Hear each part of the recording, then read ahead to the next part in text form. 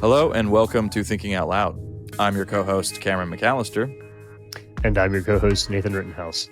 All right, well, it actually is Giving Tuesday. By the way, our calendars were a little off last time, but I would be remiss if I didn't draw attention to this real briefly. This is a global day of giving and generosity. It's also just a great opportunity for Nathan and I once again to say thank you to you, our listeners. This is a listener-supported endeavor, not just the podcast, but our ministry of Thinking Out Loud.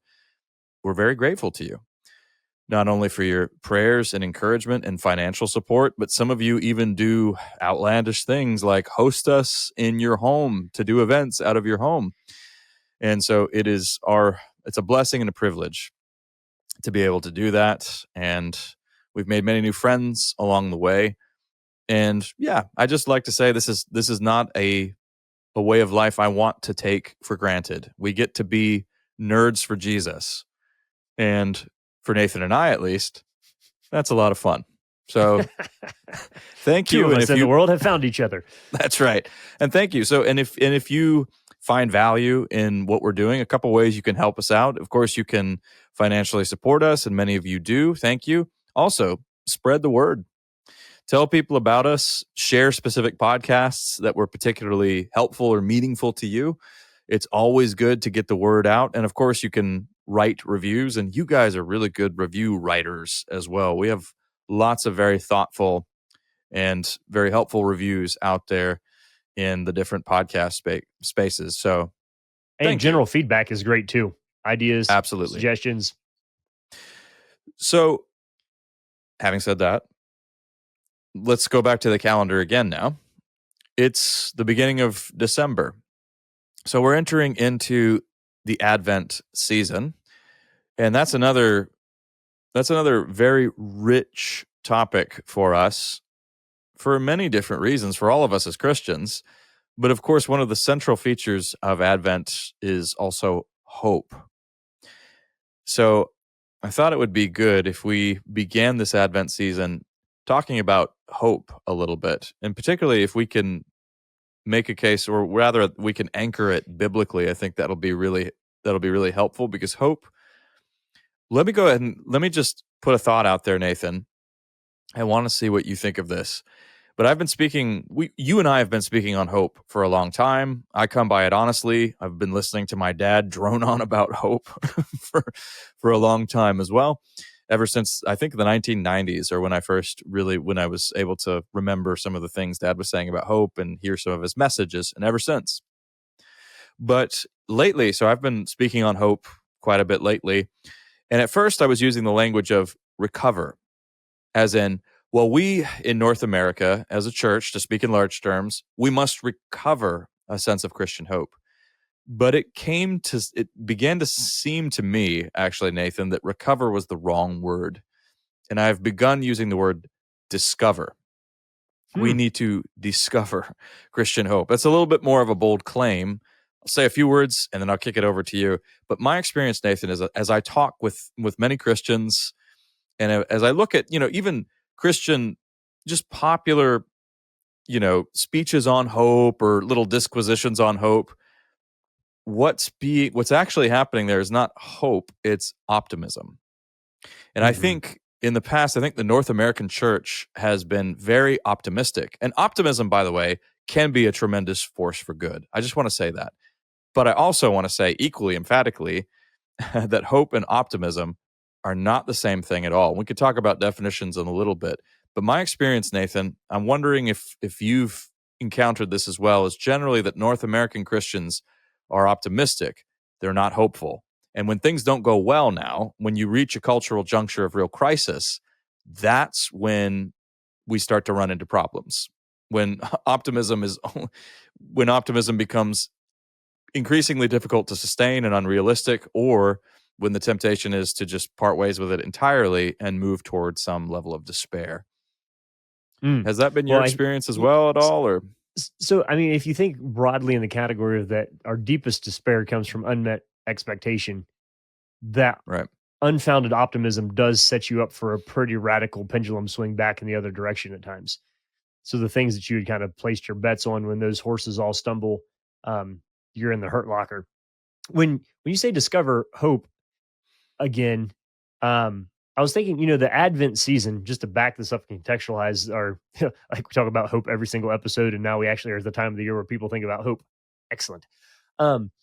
So Advent is, in the temporal sense, we're looking forward to Christmas, to celebrating the birth of Christ. We're looking forward to celebrating his first coming.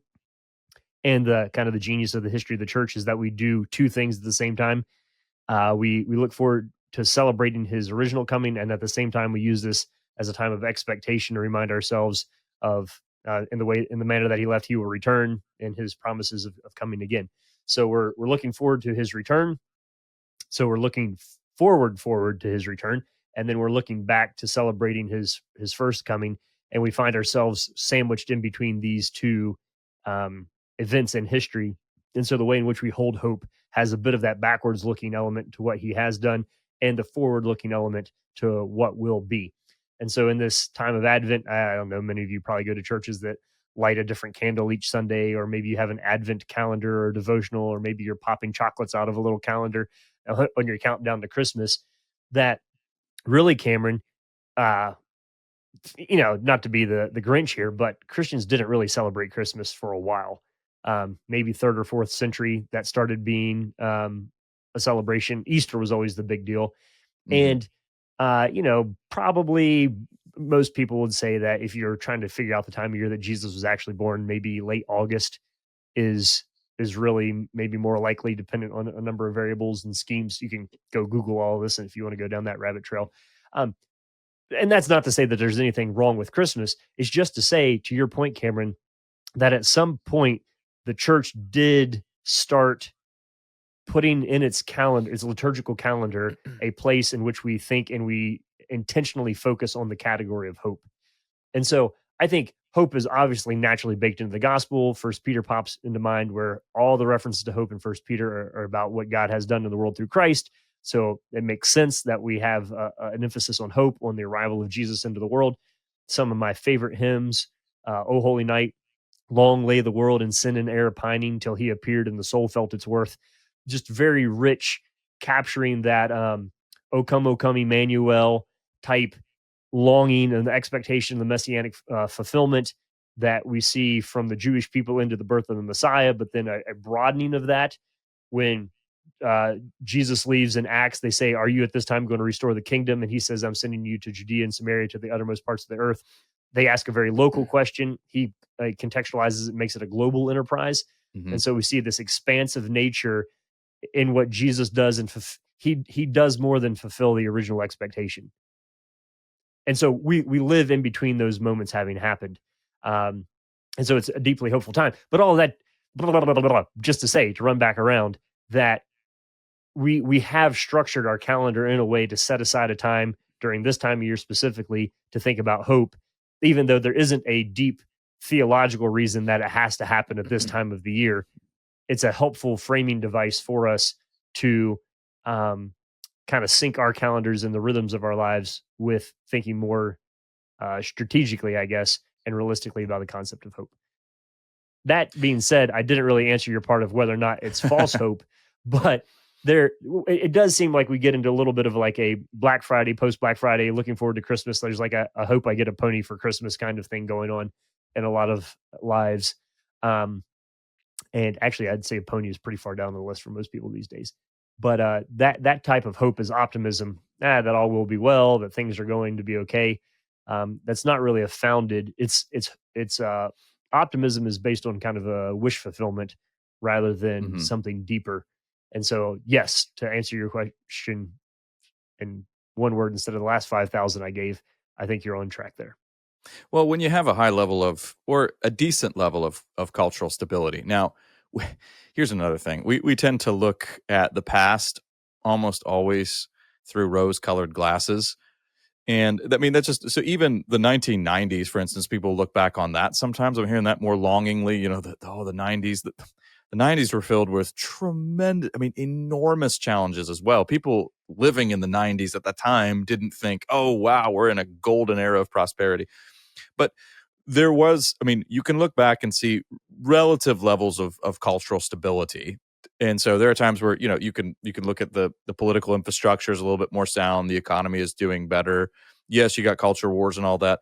But when that starts to seriously dwindle, as it is right now, I mean, and whether, you can spell this out with lots of evidence, but people also just feel it intuitively that, all is not well, not just in North America, but all is not well in the world. There's a deep sense of things being unsettled. So when that happens, that's when in Q&As, particularly, Nathan, this is how I was able to kind of piece this together. People would say, yeah, but so in your opinion, though, do you see things turning around? I mean, do you see things overall kind of, if we put our parts in place, getting better? I get that question in different forms. Are things eventually going to pan out and get better here? And often, usually in the near future, are things going to get a little bit better? If we get the right people in office, there's that one. There are various, I mean, usually they're centered on something, various levels of improvement. Things need to be getting better. Or if not that, then practically, well, what can we do? What you've spelled out. What do I spell out real quickly? If you listened to recent talks that Nathan and I give, part of what I'm doing, and this isn't original to me, I draw on James Davison Hunter and what others have been saying for many years and point out a pervasive kind of cultural nihilism that's predicated on a growing sense of meaninglessness that's basically shot through our culture and has accelerated rapidly and is accelerating. So when I point to that, people say, well, what are some concrete steps we can take right now? Well, there are no there are no short-term, immediate, quick solutions to something that deep.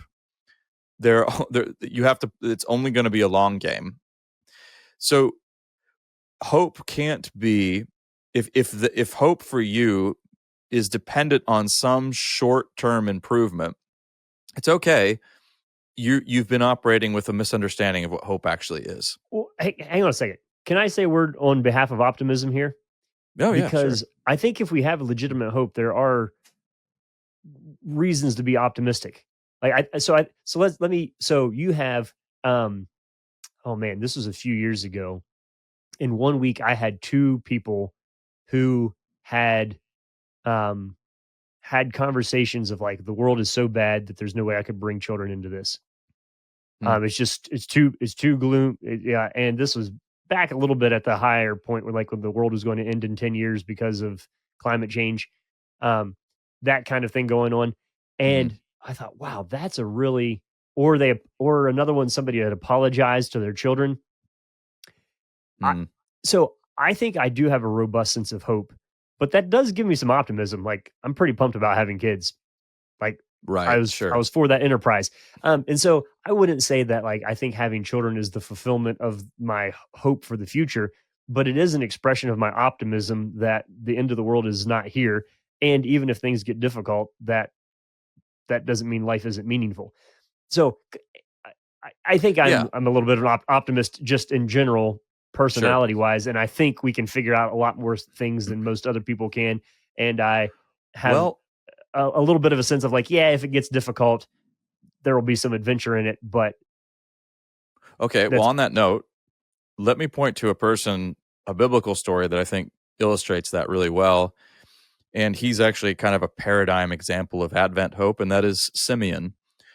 So mhm. Simeon, at the end of his years, so there are a couple of things I want to point out here. Just a quick refresher, you have I think the best account of Simeon is in Luke's gospel. Luke, is it theologically orthodox to have a favorite gospel?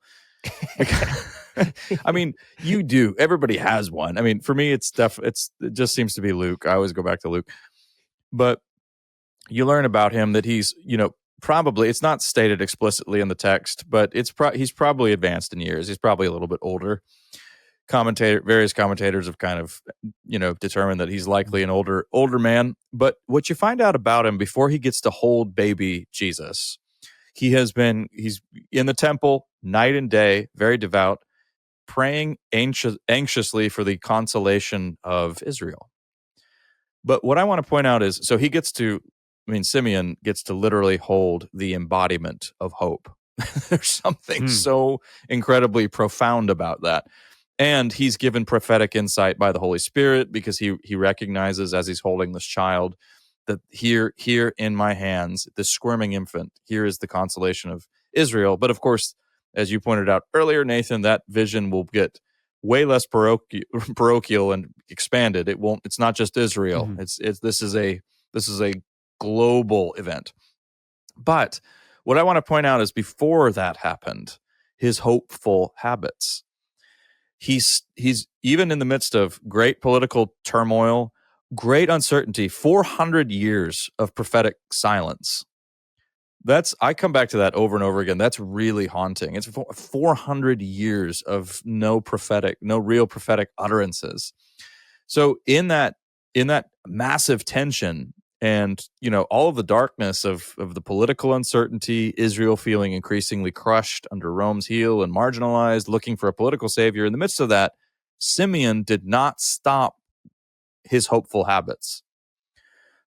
When we are, a sign that you're not operating with true hope is that when things don't go well anymore, when they stop going well, you stop your hopeful Christian habits. You stop going to church. You stop praying. You stop reading your Bible. Now, you wouldn't say this out loud, but why? Well, because, what's the point? It doesn't really work. Well, what do you mean by work? Simeon keeps going. He keeps praying anxiously, even in the face of really, a vision that's quite bleak. Things around him aren't going well, and yet he prays for the consolation of Israel. Now, along those same lines, the world, you can look at American culture right now and say, yeah, things do look pretty bleak. Just the overall cultural development. Let's have a baby. Let's raise children. Well, let's go back a little farther than that, though, because if you look, let's go to Isaiah. So Isaiah 9, the virgin will give birth. That meant something then too, because Israel was in an existential crisis, thinking that Assyria was going to totally wipe them off the map. I'm using existential threat in the most literal sense. Totally literal. Yep. They thought they were done for. And so the idea that there would be babies born now or Israelite in the future was a significant source of hope. So that prophecy meant something then too, obviously in a broader sense later. You're using the word consolation. I think one of the lines in Come Thou Long Expected Jesus is Israel's strength and consolation, hope of all the earth thou art. And so there again, you have that local to global movement, but the idea of can I say something weird here, Cameron? I'm just saying this out loud. There's a difference though, in that Israel had a theological prophetic relationship with God and a prophecy that ensured its future. America doesn't. Right. Nor does any other nation necessarily. And that sounds weird to say out loud. Well, now hold on there 1 Texas minute, brother. So I think you're right. We need to acknowledge that there are certain theological camps that have a theology devoted to the opposite of that, who do believe that America occupies some special place. We just need to, I think, say that out loud and acknowledge that. I think the history of thinking of America as the new Israel is phenomenally rich. Yeah. Goes back to, it doesn't go back to necessarily, but one powerful mythic kind of point of origin would be the John Winthrop sermon. Although what he meant by city on a hill in that sermon was a little bit more nuanced. He also meant that this American experiment, the eyes of the world are on America. So it was kind of, we're a city on the hill now, for better or for worse. So, in other words, let your moral behavior reflect the fact that the entire world is watching you to see if this is going to work or not. But that doesn't nullify the fact that it's become so deeply entrenched. But yeah, I think you should say what you just said again. Okay. But here's why this matters is okay. So, and we can also make that statement and not link modern nation state Israel to the people of Israel in a direct way that was the same in the Old Testament. So don't hear me making that equivalency. Yes. That's a discussion you can have at your next Thanksgiving dinner. What I'm saying is that in Isaiah 9, the promise of the future of the people of God came from the fact that God had made a covenant with the Israelite people, Yes. that somebody in their lineage would that they weren't done for just because of the Assyrians.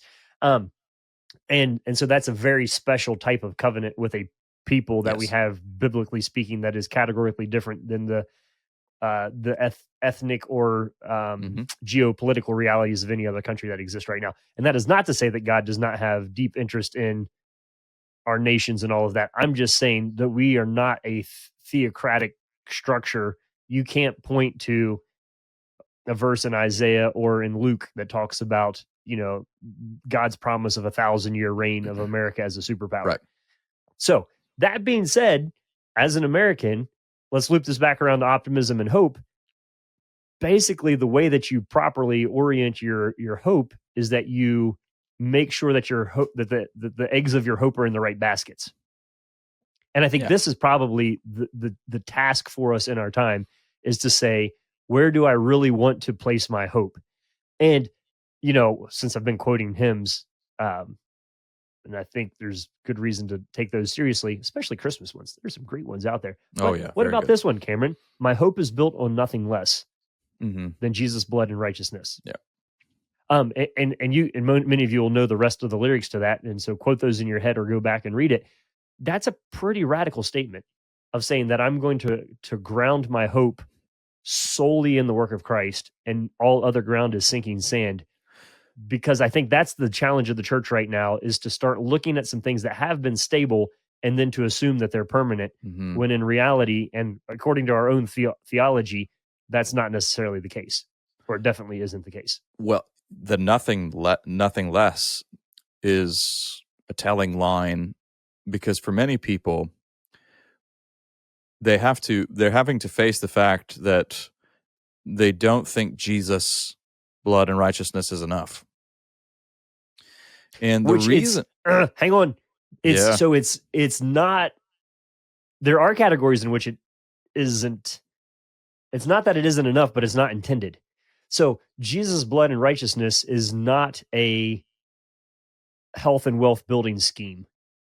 Oh no! Of course not. So weird. It sounds weird to say that it's not enough, because it is sufficient for what it's intended to be, which is to fulfill God's plan. It's going to be contrary to the fulfillment of my plan, which is the differentiation between optimism and hope. Yes, so that's where I'm. Yeah, that's where I'm going. So for some of us, and what I'm meaning by that too is, I've literally had this come up before, that Jesus is maybe not enough to deal with the challenges we're facing, and this was from professing believers. But there was an insightful comment that Tara Isabella Burton, it's not really original to her, she's quoting a sociologist, and this is in her book Strange Rights. I cannot remember the name of the sociologist she's quoting, but this wasn't her. But she has many insightful things to say, but I just want to give credit where credit is due. But she points out in that book, quoting the sociologist, that today's version of paganism is profoundly this worldly. Very, very, and that's very distinct from ancient paganism. We talk a lot about how, we're increasingly pagan. Yes and no. we don't look a whole lot like what you would find in, say, in the rich rituals that were profoundly costly in terms of not just money but also bloodshed in the temples and all that. We don't have that kind of paganism these days. It's centered very much on this worldly commitments, and a lot of people, without realizing it, have inadvertently slipped into being pagans, in the sense that all of their deepest hopes and wishes are tied completely to this world and its political structures, its power, its wealth, its influence. Now, if that's you, if you're hearing some of this and feeling some irritation or maybe even a little bit of conviction, that's okay. I mean, part of what needs to happen is we just need to see this for what it is. This is why I think it's very important to look at the difference between what true biblical hope is and what just sort of superficial optimism is. The sense that if we're talking about optimism in the sense that, no, we're going to pick ourselves up by our own bootstraps, we're going to figure this out, we're going to hack this, and we'll get through all of this, and we'll find a way and a solution, and then we'll flourish here and now. If there's nothing wrong with doing well in the here and now. There's something profoundly wrong and profoundly naive if we think that that's going to be the summit of our achievements, and that if we think that that's our salvation. Let me It say can't be. some. Let Yeah. me just add another layer of paint to what you're working on here. So, for example, you could have somebody who, okay, go read the comment section on the New York Times, deeply distressed about the outcome of the most recent election. Yeah. And so all hope is lost, build a bunker, whatever. Move to Canada. Then you have people who are over the moon, overjoyed about the outcome of, like, the church is saved. Whew, we dodged Yep. a bullet there. Both of those are wrong for the same reason. Same reason. Is Yep. is that it's focusing on a presidential political outcome as a foundation for your hope and optimism for the future. Now, that is not to say that politics don't have a massive impact on the outcome and well-being of the future of the country. I'm not saying that at all. I am saying that I think it's in the times in which people think things are going well that we're most likely to place our hope in the wrong things. Mm.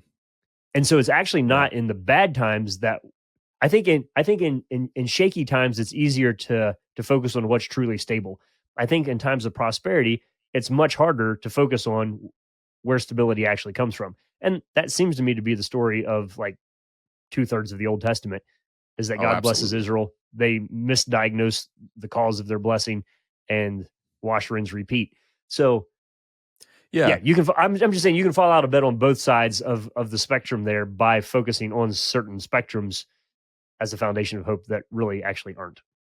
And for some people, though, when things become very serious and dire, it can also be kind of a good wake up call moment. So I've been reading Michael Ward's exploration of Lewis's The Abolition of Man, probably one of his more important books, certainly one of his most philosophically important books that he wrote. But the backdrop of that was the Second World War.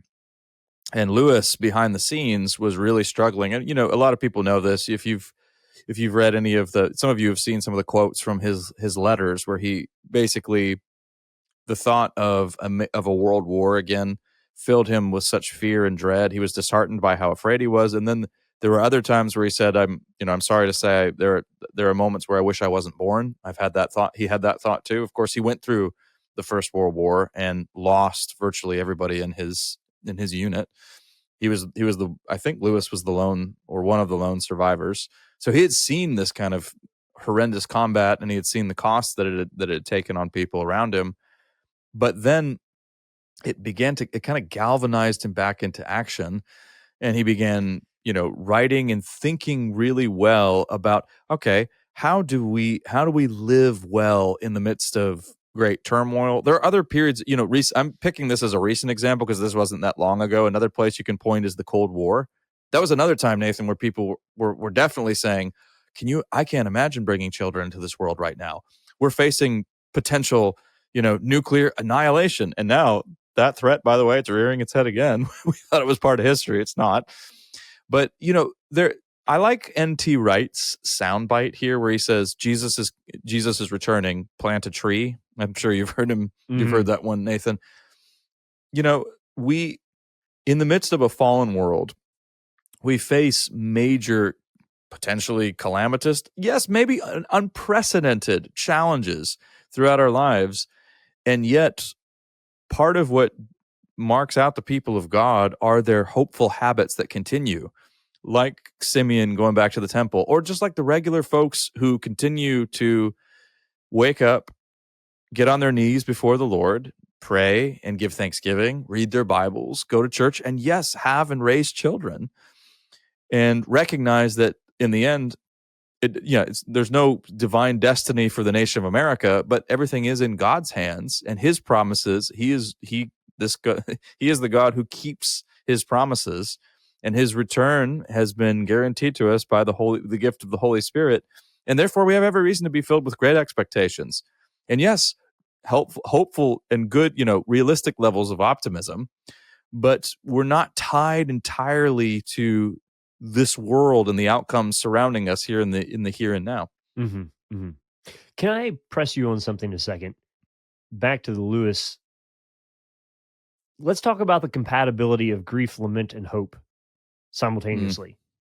Because I don't think we'd be messing up if we think that hope means that you're always happy. In the sense that I mean, so Lewis's despair at a Second World War, giving what he like, if he wasn't despairing about that, there would have been something wrong with him. Like yeah. that seems to me to be the profoundly correct natural human response to that. You see that type of thing mirrored all over the Psalms. So there's nothing wrong with being sad or grieving death or Hmm. actual loss or any, like those are all profoundly Hmm. um accurate like if somebody close to you dies, you should grieve. It would be weird if you didn't. That doesn't mean that you don't have hope. In fact, you get this in the New Testament. We grieve, but not as those who have no hope. So the link there is important. You can be brutally honest about things that are bad that you see in the world around you and live with hope. One of it is just a sense in which is which one of those shapes informs your character, I think. Hmm. um, and which one is an impediment to your proper action. Um, those would be questions we're thinking through. So to grieve with hope, that's well within bounds of, I think, what God has intended for our human experience in the in between um, that we currently live in. So, do you have any thoughts or helpful ways to kind of think about that, Cameron, of how to grieve and hope at the same time? Because hey, the Hmm. holidays are a time of deep grief for Absolutely. Yep. many people. As we celebrate hope and peace and joy and love, there's wonkiness afoot. Give us some insight there. Well, I mean, that's why I'm at pains to actually sharply distinguish hope and optimism. So, not necessarily opposed to optimism, but those two are not the same thing. So, optimism, if it's run in an unhealthy direction, is the assumption that everything will work out in the end regardless of the circumstances. And that simply is not true. And it's often not true in our daily experience. So I'll talk about that in a second. But hope, just a very basic definition of hope, would be a principled sense of expectation that transcends current circumstances. Now, this doesn't necessarily have to be supernatural. The most robust expression of it is supernatural because it's predicated on Jesus Christ. It's him. The word there is, in this world you will have trouble, but fear not, I have overcome the world. I mean, that would be the encapsulation of Christian hope right there. What's the It, yeah. what's the Hunter quote about hope not being made manifest in your lifetime? Or like the Oh, well, no. So being hopeful when things may not work out in your lifetime. so I'm thinking of somebody dying with cancer right now. Right. And you have That's, you're on, yep. hospice and you have 2 weeks to live. Okay. Yeah. So one Good of the luck with ways, optimism.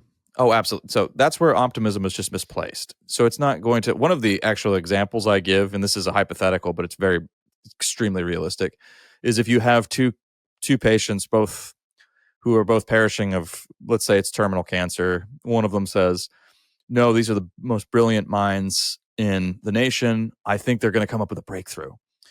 The other guy says, no, they won't. But because we're here, there's real research being done on us, and maybe on the basis of that research in the future, there may be a cure for this particular form of cancer that we have. So this is a grim example, but the one patient is optimistic, the other one is hopeful.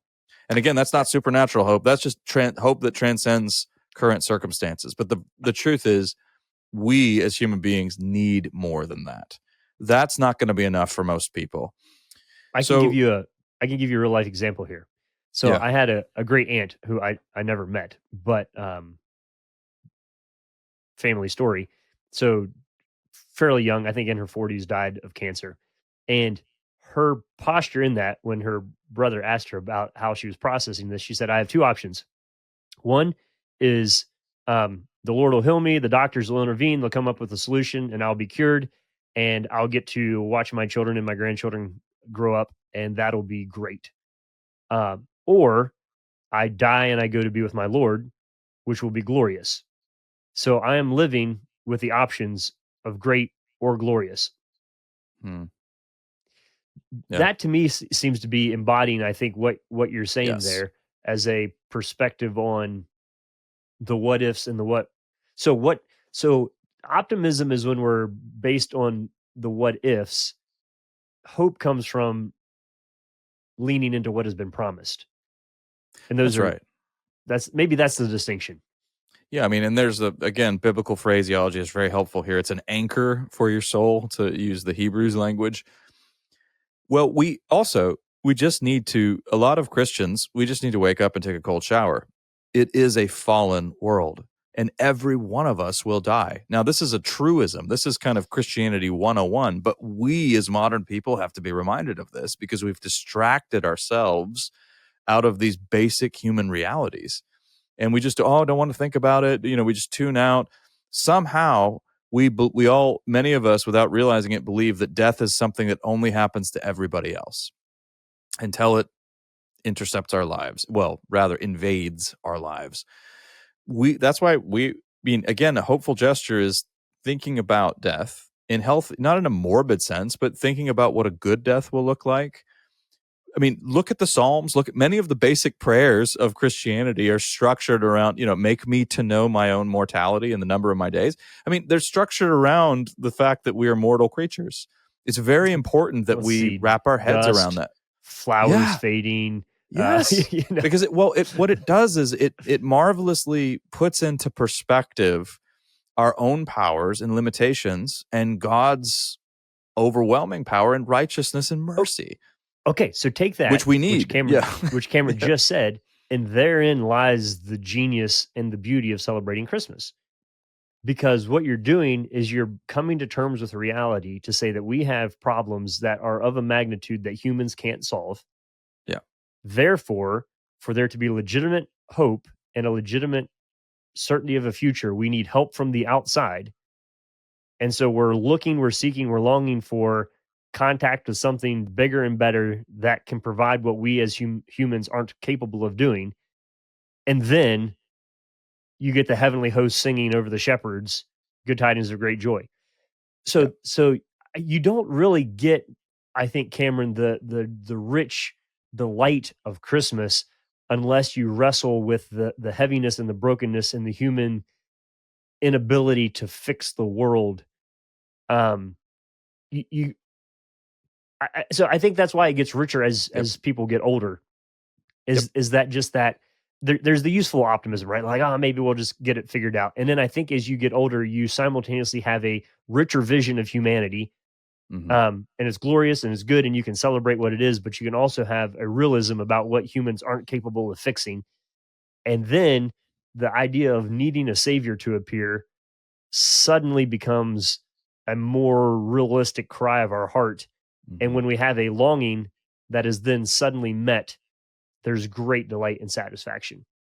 I was on a long backpacking trip once with my buddy, and we crossed a river. And on the map, it said there was a well at the top of the next mountain. So we poured we didn't fill up our water bottles because we had like several miles pretty straight up. And we're like, we don't want to carry the extra weight. Got to the top of the mountain and the well was dry.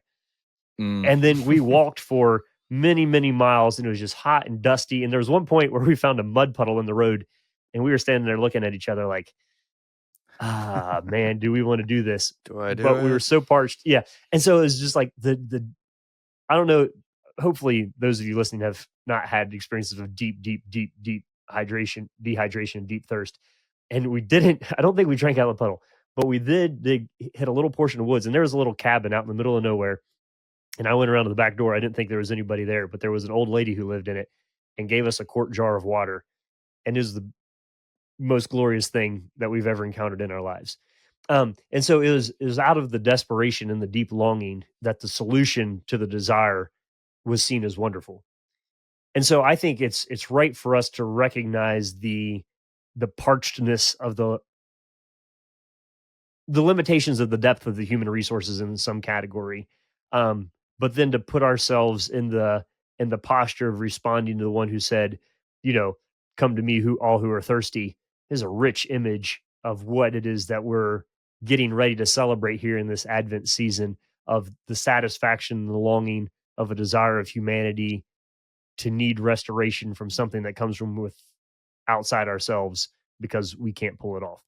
And so I think we can consider the brokenness of the world. We can acknowledge the beauty that we see and give thanks for it. We can have deep hope with the understanding that the manifestation of that comes from with outside of our own skill set and won't be brought into fruition until long after the end of our lives. But that doesn't mean that it's not real. And so we sort of have to take the bookends off of the end of the story here to see the fullness of what's possible. And then that gives us a real sense of peace as we live with a real sense of hope of what is yet to come.